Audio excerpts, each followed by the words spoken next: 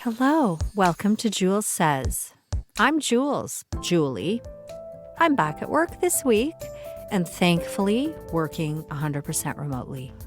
I wasn't so lucky when we first moved to Toronto. I was commuting every week, sometimes up to 3 times a week. The company did allow occasional remote work, so back then, if I had an audition in Toronto, I would finish my work day, drive to Toronto, work remotely on audition day, take the hour or so I needed for the audition, finish my work day, then drive back to Sarnia.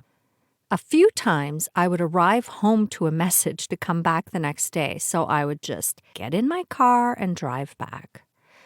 I also came home every weekend.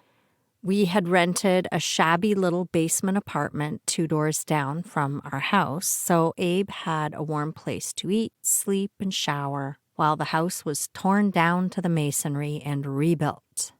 I would come home Friday night after work. Weekends were spent doing laundry at a laundromat, obviously. We didn't have ensuite laundry in that basement apartment. I'd prepare meals for the week so Abe could pop them in the microwave and not interrupt his 12-hour-plus days too much while I was gone. And I did help where I could with some of the renovation work. Then back to Sarnia on Sunday night. For a few months, I had to head back early for Sunday afternoon rehearsals for a play I was in. I played Vera in a show called Stepping Out at the Imperial Theatre in Sarnia. The point is, I did a lot of driving, and I figured it didn't really make sense for me to be doing all that driving in a Toyota Camry, which was, after all, a family mobile. After poring over what felt like hundreds of reliability reviews, I had bought her used not long after my divorce. And I loved that car. Not for her beauty. I'll take solid and reliable over pretty anytime. Her body and interior were practical, bland, beige. I just loved that the car was so reliable. Once as I approached my Camry in a parking lot, an older man, smallish, bespectacled, and sweet, was inspecting her. Was he admiring her? It seemed unlikely. He smiled as I approached. "You have the same car as I do." Sure enough, there was my Camry's twin sister parked beside her, beige color and all. "Yes," I smiled back. "I guess that makes us twins." His eyes twinkled as he laughed, and off he went. After that, I started referring to her as my old man mobile. As much as I loved that Camry, though, it just really wasn't practical with all the driving I was doing. It was near the end of 2007. Gas, or petrol, prices were rising, and rising oil prices were in the news, so we knew they were even going to go up higher, and both the Canadian and Ontario governments were offering incentives to buy energy-efficient vehicles. Not only that, car manufacturers were offering low or no interest loans for new cars. So after months of poring over hybrid vehicle reviews, in January 2008, I bit the bullet and bought my very first new car, a 2007 Honda Civic Hybrid. Now, this hybrid isn't a plug-in like you see on hybrid cars today. The electric motor's purpose is to assist with acceleration, and it shuts off when you stop if conditions are perfect, so the engine isn't idling. But it doesn't plug in. The battery recharges using the energy generated when you slow down and brake. The more modern plug-in hybrids also use that energy, but then you can also charge the motor. So they can drive on either the motor or the engine alone, though they are designed to share the power as needed and prioritize using electric power. But with the modern ones, if you completely run out of gas or a battery charge, you can still drive for a bit, depending on all kinds of variables. You could probably get to a gas station. But it's different hybrid technology than my car. The first year I had it, from January to December 2008, I put over 55,000 kilometers on that car. So I was driving a lot, which meant that I saved at least a couple of $100 a month in fuel, so it was a really good decision for me at the time. And by mid-2008, well, I bought the car in January, so by June, gas prices were $1.30 a liter or around there, sometimes more in our region. And I had no reason to believe that oil and gas prices would not continue to climb. I'm not a futures expert. I don't know whether the experts were predicting that oil prices would plummet and that gas prices would level out. But I don't think a lot of us really realized that prices would stay so low for as long as they did. So we were kind of getting off easy on energy costs for over 10 years, until recently, of course. And in North America, we still pay much less for gas than people in the UK or Europe and probably a lot of other countries. I get that the war in Ukraine had something to do with this, but there are a couple of things that I do have a hard time understanding about the increase in the retail gas prices. Because first of all, why is it so expensive? When oil hit over $140 a barrel in 2008, gas prices in my region were about $1.30 a liter, maybe a little more. But now that oil is bouncing around the $100 a barrel price, why are gas prices around $2 a liter? I realize other refining costs might be higher, and I know that price per barrel of oil isn't the only factor. But this seems kind of like bullshit to me, especially because oil company profits are sky high. Can they not cut consumers a little bit of slack? Is the government responsible for their obscene profits? Is this why we're mad at them? Is this why people blame Biden in the U.S., Trudeau in Canada, and probably your prime minister or president too? But I mean, this is a global issue. It's not just your country or your government doing this. I don't understand why everybody blames the head of state. Are they responsible for the oil companies' obscene profits? I mean, we want a free market, don't we? If we want a free market and prices go sky high, can we really blame them when we don't want regulations? Don't get me wrong, I am definitely in favor of capitalism, innovation, and a free market to a point. I like money and I want to make good money. I want to have enough money to do the things I want to do and pay my bills. And I completely understand that investors and people who start and run companies are taking a financial risk. And they very often have to work. It feels like 24/7 sometimes for very little return. I get that, especially in the small business world. And I believe initiative and risk need the potential for financial reward, or people won't take that risk. But I also believe surely it's possible to make a profit ethically by treating employees and your communities with respect and by not gouging customers just because you can. And of course, we don't want government to get in the way of business with cumbersome regulations and legislation. But one of the reasons we have regulations and legislation is because people cheat. If everyone treated everyone else fairly, we might not need all those regulations. So we need safety regulations. We need human rights regulations, financial reporting regulations. But then all the rules get ugly and cumbersome and they slow down progress because we're not good at overseeing and enforcing the rules. Government is inefficient. Politicians are then financially motivated to look the other way or deregulate so companies get away with focusing only on making a profit at the expense of everything else. No wonder nobody trusts anyone. I just think it's too much. Maybe the shareholder theory has gone too far. Should financial return on investments be the only corporate responsibility? I know corporations claim to be responsible to the communities and ethical and treat their employees well, but very often that's just PR and lip service. I get the impression anyway. But companies and the people who own them and run them live in communities. They use the roads, schools, hospitals, infrastructure, and all the public services. I sometimes wonder about fines and the cost of cleanup after environmental disasters.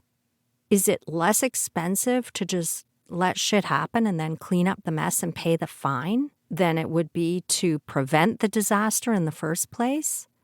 I don't know. I have to, every business decision is a risk-benefit analysis, but maybe the risk-benefit analysis should be based on a lot more than just financial risk. Is it cheaper to just pay off a harassment victim and get them to sign a non-disclosure than it is to fire a highly paid CEO who has probably a lucrative termination clause? I get that sometimes companies need to restructure and lay off employees, but after they've been bailed out, it just feels as though it's worse. And I don't necessarily trust that they lay off thousands of employees for long-term efficiency and profitability. I think very often they're doing it just for short-term financial gain. Or, having been in a company that laid off all the time, it just seemed like more and more and more work got piled on the people who were left. How well can that really work over the long term? Are the boards of directors only responsible to the shareholders short term?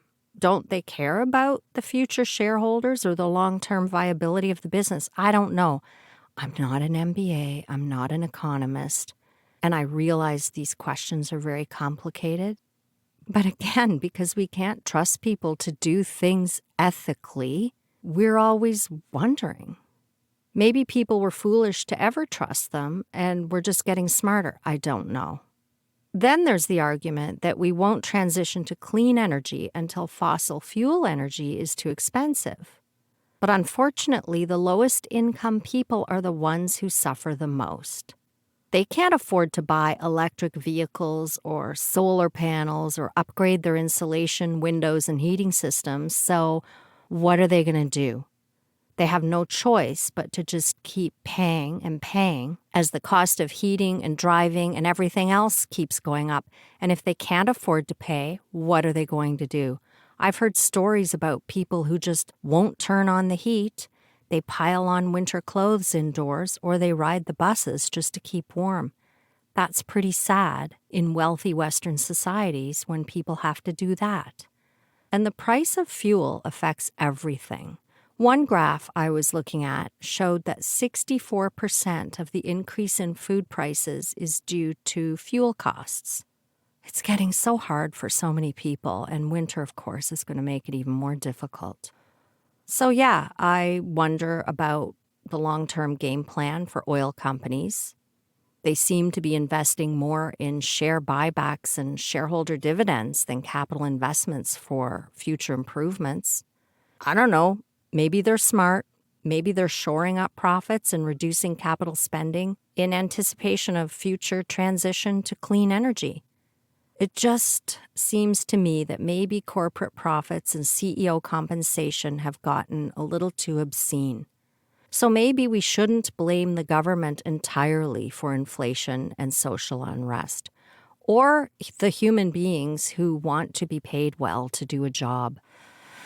Anyway, I'm just grateful that I live in a place where I hardly need to drive, and I'm still driving that 2007 hybrid. And when we did the home renovation, we installed ridiculously efficient in-floor radiant heating and really high-quality insulation. And when my Civic has reached her end of days, we aren't sure we'll even bother owning a car again at all. We'll see. I'm lucky because I live in a very walkable neighborhood. I don't like going for a walk to nowhere, so walking is my primary means of transportation. Now, there are challenges with poverty in my neighborhood, so I like to keep a couple of $5 bills in my pocket to hand out to people on the street. There are a lot of people asking. I never have enough for everyone. I don't know whether they're homeless or whether asking for money is their job. I don't know. Most of them are very respectful, though. If you give them money, they thank you profusely, especially if you hand them a bill as opposed to coin. A 5 is the smallest denomination we have in Canada. Our 1s and 2s are coins now, so sometimes I have that.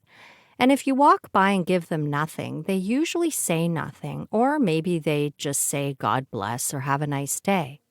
Sometimes I give people food if I don't have cash. Sometimes they accept it, sometimes they don't.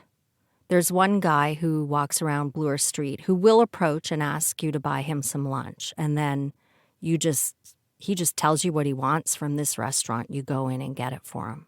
Once I offered someone my cut up raw sweet potatoes. That's what I happened to have in a container in my hand, and he told me to fuck off. I guess he wasn't that hungry. I love raw sweet potatoes. Delicious.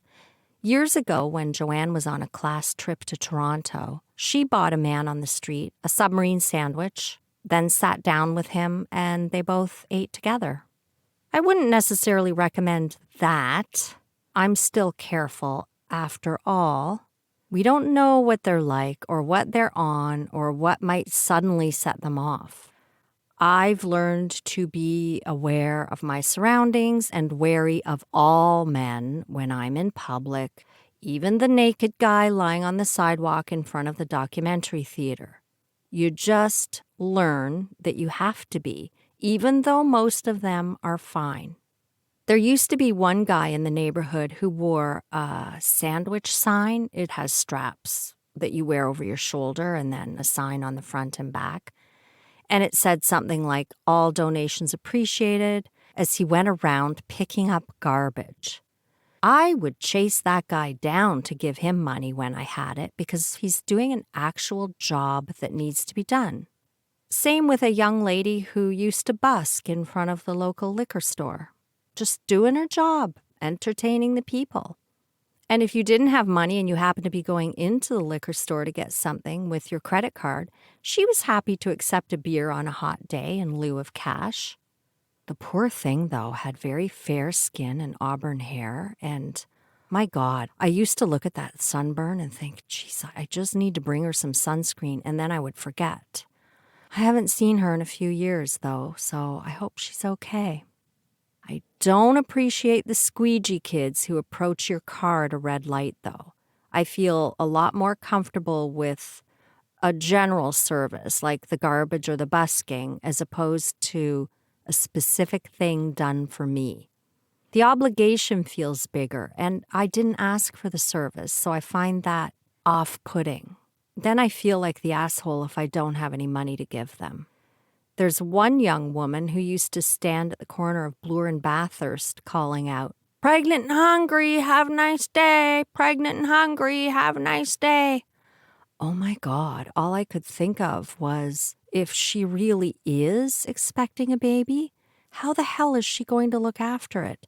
Scary. There's another older woman on that same corner, and her legs were... Well, she had legs, she had upper thighs only, and was in a wheelchair. She would be out there in the freezing cold. I mean, it must feel so much colder when you're not briskly walking. I don't care how many layers and coats you're wearing. If you're sitting in a wheelchair, that has to be extra freezing. I always tried to make sure I had at least a 20 for her. As I handed one young woman a 5 recently, a man approached from behind. "You know she's probably going to spend that on meth," he said to me. Well, that's her decision. She was somebody's baby, and everyone has a story. Hopefully she finds help at some point and gets out of this before it's too late. As we walked along, he told me about his own meth addiction. How he lost his wife, his children, his job, his home. How it took him several attempts to finally get clean and stay clean. How many of his buddies died. How he's now rebuilding his relationship with his grown children. You know, you could say that I'm enabling people by giving them money, but am I really? Do we really understand the cause of that level of joblessness or homelessness? How does this happen to people? Is it usually due to addiction? I don't know. each and every one of those people was someone's baby, and everyone has a story. I have no idea what happened to them to land them in this situation. And I would think once you're homeless, even without an addiction problem, it has to be really hard to change that situation. Where do you even go to have a shower? The victim of the testicle murderer was once a teacher. If you don't know about the testicle murderer, listen to Catherine Ryan's podcast episode called The Testicle Murderer. Carrie had a pic of the victim on his last day alive with his killer and had to testify in court. I will leave it to you to listen to the details properly on telling everybody everything. But yeah, how did a teacher end up homeless, then dead? There's a men's shelter a short walk from us, and I remember the brouhaha at the public meetings when the city was getting feedback before approval. We live near a few large parks with playgrounds. We are aware that at night, some of those saucy little teens looking for a good time hang out there boozing it up and God knows what else. They're harmless. The greater risk, of course, is the adults who have nowhere to go. And I think that's a risk to the teens hanging around the park at night, too. I feel very safe in my neighborhood, but I would not walk through that park alone late at night. People are more likely to pose a threat if they're high, I think, and especially if they're hopeless. We see the problem every day, and a lot of people were opposed to that men's shelter. Abe and I, however, were in favor of the shelter. They provide overnight accommodation for 30 men. It's fully integrated with the drop-in food access program, and they provide comprehensive services and support in programs like the tenets of life management, health and wellness, income security, counseling and addiction services. They have drop-in services during the day, even for the guys who aren't overnighters, with accessible showers and washrooms. Isn't that preferable to just letting them wander the streets with zero help? Plus, there's a cafe there that gives youth an opportunity to learn hands-on restaurant skills to improve their employability, and they also provide meals to people in need. Win-win. Anecdotally, and I haven't seen any studies to prove or disprove the numbers, but it seems to me that I see fewer men on the streets than I did before the shelter opened and expanded its services. There's also a women's drop-in center a couple of blocks west of us. They don't have overnight beds. Maybe they should, but they don't. But they do offer a place to eat, rest, shower, and get clothing and bedding. I mean, at least it's something. Every little bit helps, I guess. People say it won't solve the problem, and they're right. None of these solutions will solve 100% of a problem, but if it helps even a few people get back on their feet, then I think it's worth it. But the thing is, not everyone wants or thinks they need help.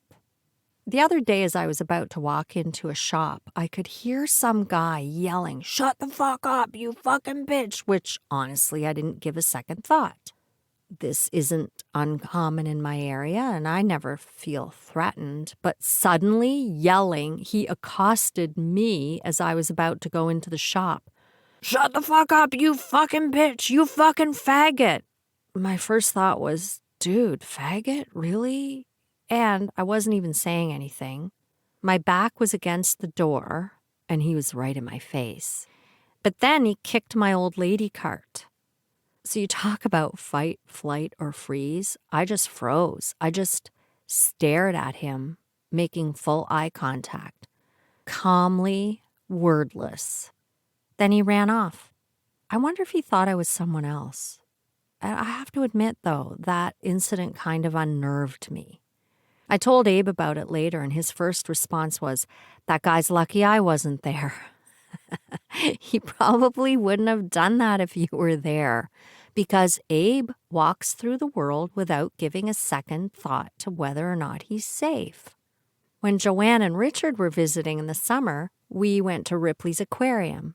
Mask mandates have long been lifted in Ontario, but I still wear one sometimes on transit and in crowded public places if there's a low ceiling or I look around and feel like the ventilation could be dodgy. I really don't mind wearing a mask at all. And when I first moved to Toronto, I used to think it was strange to see people wearing masks on public transit. But I also got more colds after I moved to Toronto and started taking transit downtown. I try not to touch anything. I make a point of washing my hands as soon as I get home or to the office. But I still got a lot more colds. Maybe it was from breathing in everyone's bad breath. I mean, the subway was often jammed with crowds. My face was very often smushed up against someone's armpit. So maybe the mask wearers were right all along. I don't know. I see no harm in wearing a mask on public transit, so I do. And the bonus is, it does reduce the intensity of the noxious fumes, bad breath, and BO. So that's a treat.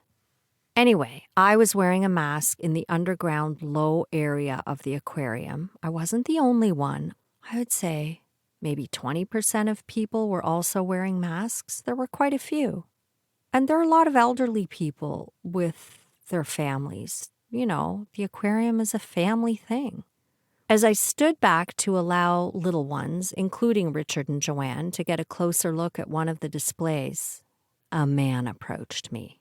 "Masks don't work," he said. Well, I don't mind wearing one in case it helps." "You're breathing in your own germs from your own mouth," he persisted. True, but hopefully that means I'm sparing others from at least some of my mouth germs. "You're not getting enough oxygen." "Well," I said to him, "I'm sure if you ever have surgery, you inform the OR staff to not bother wearing their masks. You don't want them passing out in the OR due to lack of oxygen." "I would never get surgery." Then he started a rant about Big Pharma, and yes, I agree that Big Pharma is problematic, as are oil companies, as are governments, and investments in research are primarily only made if there's a likelihood of huge profit, blah, blah, blah, blah, blah. But if I have cancer, I want a surgeon to cut it out of my body, and I don't want to engage with strangers in confrontations. So I probably should have pretended that I couldn't hear him. But, I don't care if people agree with me, and I don't expect them to change their minds. So at this point, I just said something like, "Well, thank you for informing me of my ignorance. I appreciate your perspective." But that still didn't shut him up. Sometimes I mistakenly hope that just being nice will make people lose interest and walk away. And I stayed where I was because I didn't want to lose sight of Joanne, and it was crowded. And then, stupid me, I said, "Look, I know masks are not perfect, but if there's a chance that wearing one will mitigate the risk of someone else getting sick, even a little, then there's no risk in me wearing the mask. Why do I bother?" At about this point, Joanne approached and could hear the nature of the conversation. Hats off to Joanne. She was a little more direct. "Shut up and mind your own business," she said. And we walked on. Sometimes I feel as though I'm wearing a sign that says, "Criticize me, criticize me." Why did that guy approach me? Why did he not approach any of the young 6-foot men who were wearing a mask? One of the curses of looking like someone who's vulnerable. Don't get me wrong, I really don't want to hurt anyone, but there are moments in my life when I really, really wished I had the secret strength of a 6-foot-tall, muscular man. I would surprise some of these assholes, maybe just not really hurt them, maybe just shove them against the wall by their jaw with one hand and tell them to back off in a way they understood. That would be so cool. Maybe then they'd think twice about approaching women with their bullshit. Also, I would be able to carry way heavier things, and I could open jars. I would really like that. My God, I'm getting too serious, aren't I? Thank you for listening. If there's anything you'd like to ask or share, email me at julessays@gmail.com. And please share, like, review. Maybe share with your nan or some of the other ladies you know who are my age. Most of them don't listen to podcasts, and they might enjoy it while they're driving or doing some housework. That's when I listen to podcasts. Have a wonderful week.